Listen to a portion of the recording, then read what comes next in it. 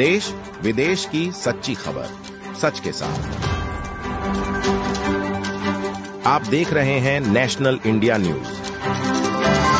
पश्चिम बंगाल के उत्तर बंगाल क्षेत्र के मालदा जिला शहर में सहकारी समिति चुनाव को लेकर इस समय खासा उत्साह और हलचल देखने को मिल रही है, लेकिन इसी दौरान सियासी गर्माहट भी बढ़ती जा रही है। राज्य की सत्तारूढ़ पार्टी तृणमूल कांग्रेस पर आरोप लगाया गया है, उसने पुलिस की मौजूदगी में कांग्रेस समर्थित उम्मीदवारों का नामांकन दाखिल करने से रोका।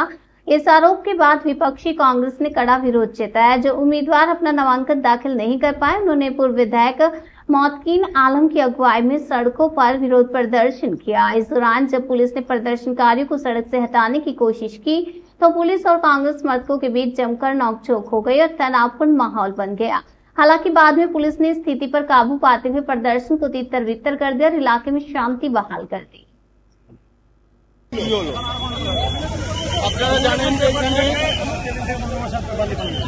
আপনারা জানেন যে যদুপুর অঞ্চল কৃষিবাই সমিতি নির্বাচন আগামী 15 জুন নির্ধারিত হয়েছে। সেই দিনকে কেন্দ্র করে আমরা আজকে নমিনেশন করার দিন ছিল, মনোনয়নপত্র জমা করার দিন ছিল। আমরা দলের পক্ষ থেকে আমি মোত্তাকিন আলম আমি আমাদের সমস্ত ক্যান্ডিডেটকে নিয়ে এসেছিলাম। এখানে ভোটে দেওয়ার পরে এখানকার যিনি পুলিশ প্রশাসন এখানে আছেন প্রথম থেকেই বাধা সৃষ্টি করছেন এবং সব থেকে বড় কথা আমাদের যারা ক্যান্ডিডেট তাদেরকে বিভিন্নভাবে হ্যারাস করা হয়েছে, থ্রেট করা হয়েছে, আমাকেও থ্রেট করা হয়েছে। আমি বলেছি যে না, ইলেকশন হবে, আমরা ইলেকশন করবই। এখন আমাদের যারা ক্যান্ডিডেট ঢুকেছিল তাদের মনোনয়ন পত্র কেড়ে নেওয়া হয়েছে। কারা কাটছে? এখানকার টিএমসি যারা মাস্তান বাহিনী আছে তারা করেছে। পুলিশ যদি মনে করে, প্রশাসন যদি মনে করে কংগ্রেস দুর্বল নয়, আমরা এই 24 ঘন্টা সময় দিচ্ছি এখানকার প্রশাসনকে। যারা এখানে আমাদের মনোনয়নপত্র জমা করতে দেয়নি, ছিঁড়ে নেওয়া হয়েছে জোর করে, তাদেরকে যদি অ্যারেস্ট না করে তাহলে কিন্তু আমরা আগামীকাল মালদা জেলা অবরুদ্ধ করে দেবো, মালদা জেলা অচল করে দেবো। কংগ্রেসের মাটি এটা মানতে হবে। এই চোর বাটপাট টিএমসি যারা গণতন্ত্রকে ধ্বংস করছে, বিশেষ করে এই যে এরা পার্টি পড়ে আছে, এরা গণতন্ত্রকে হত্যা করছে। এখানে আমাদের টোটাল শিক্ষক আছে না,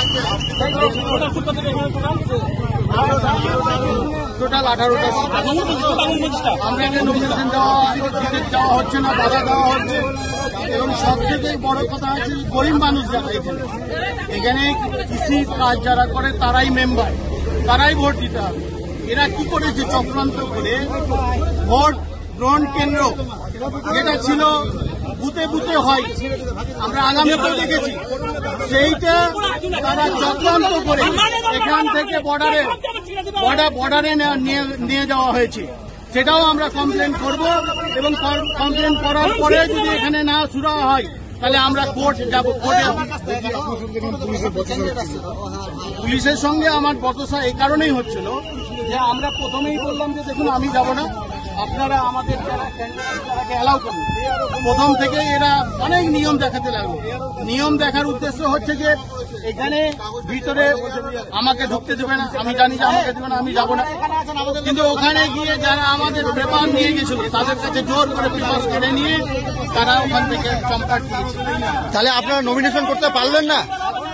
কিছু হয়েছে, সম্পূর্ণ করতে পারিনি, তবে আমরা চেষ্টা করছি সম্পূর্ণ নমিনেশন করা এবং এটা যেন সঠিকভাবে নির্বাচন হয়।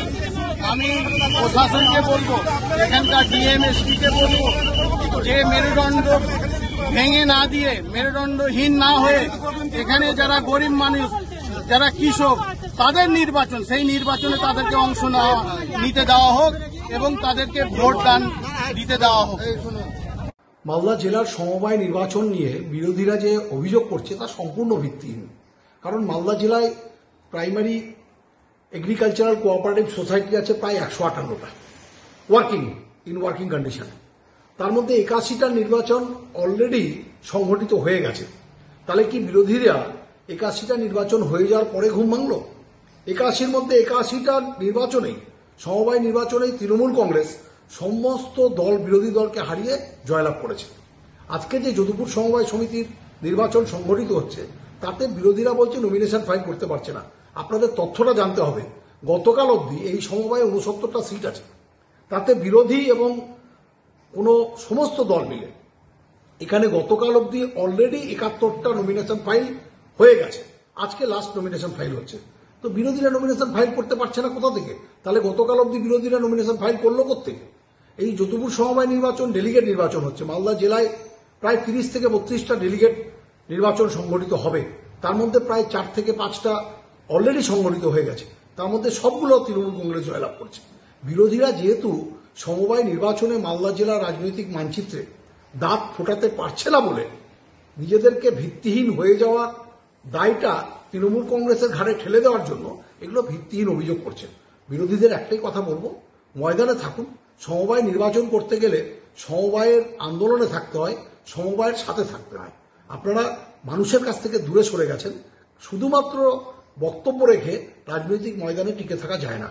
কারণ মালদা সাথে সাথে সারা বাংলায় সমবায় যে আন্দোলন তার নেতৃত্ব দিচ্ছে আমাদের নেত্রী মমতা বন্দ্যোপাধ্যায়, এবং সমবায়মুখী যে মানুষ সারা বাংলার হয়েছে তার মূল কারিগর হচ্ছে মুখ্যমন্ত্রী মমতা বন্দ্যোপাধ্যায়।